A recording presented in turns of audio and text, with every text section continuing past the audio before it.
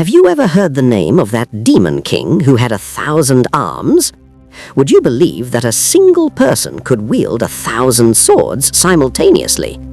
Is it possible that Lord Shiva himself granted a demon such a boon that he could only be killed by Mahadeva himself? Do you know that Lord Krishna once had to fight a demon with his entire army, and even Krishna's Sudarshana Chakra failed in that battle? And the biggest question, where did that vast empire called Shonipur disappear to on Earth today? Friends, today we are going to talk about that forgotten demon king whose name was Banasura.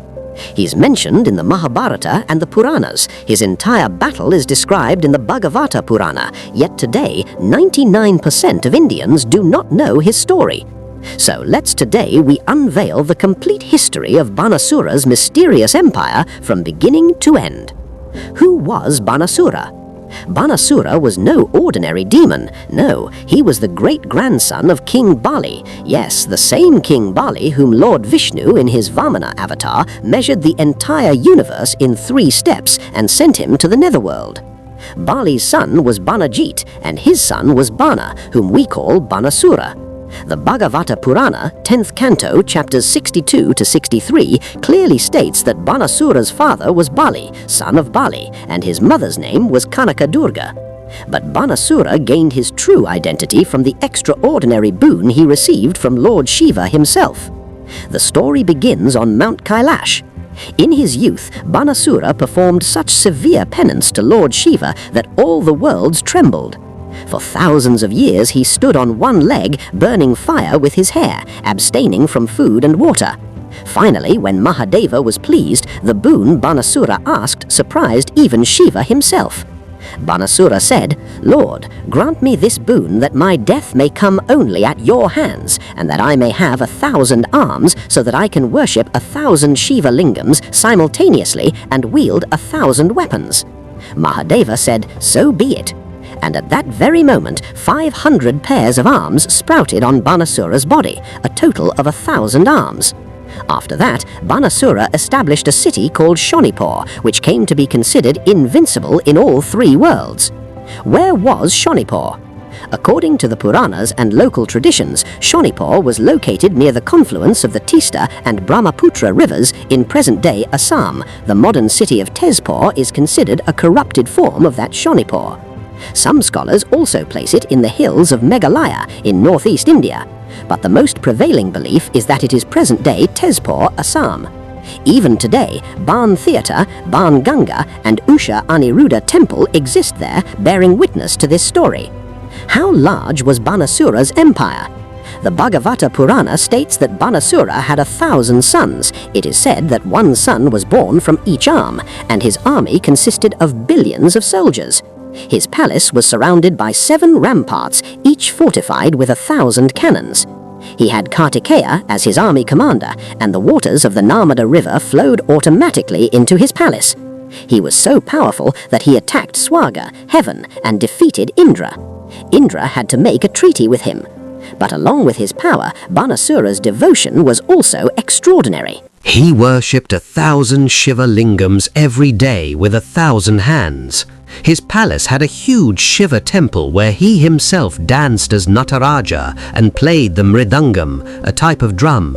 Lord Shiva was so pleased that he himself came to reside in his palace and became Banasura's protector. Shiva had appointed him as his doorkeeper. Now comes the twist in the story, Usha's love story. Usha was Banasura's only daughter. One night, Usha saw an extremely handsome young man in a dream. She fell so deeply in love with him that she wept upon waking. When her friend Chitralekha, who was a yogini and could travel anywhere through the sky, asked her, Usha described the young man.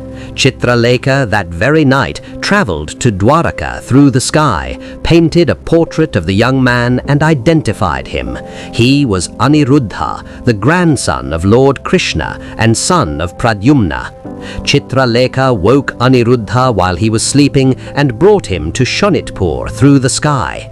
Usha and Aniruddha were married, Gandharva marriage, by the time morning arrived. When Banasura found out, his eyes turned red with rage.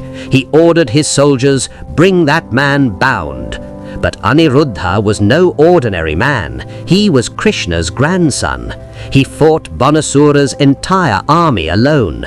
The Bhagavata Purana states that Aniruddha wielded 4 weapons simultaneously: a mace, a sword, a bow, and a spear, and killed millions of demons.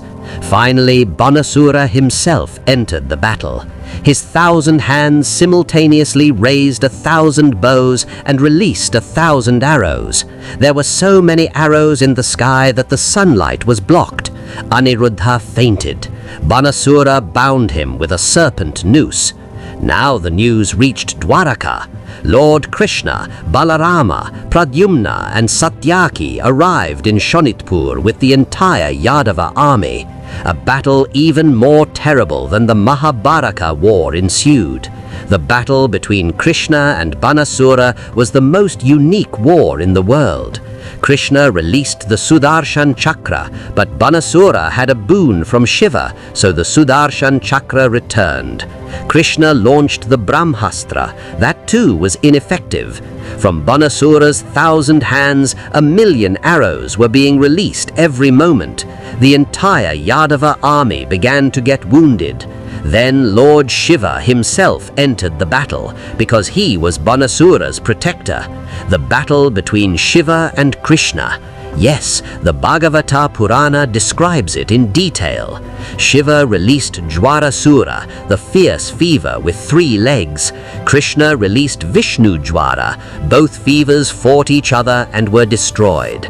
Shiva launched the Pashupatastra. Krishna launched the Narayanastra. The 2 weapons clashed and the sky was rent asunder.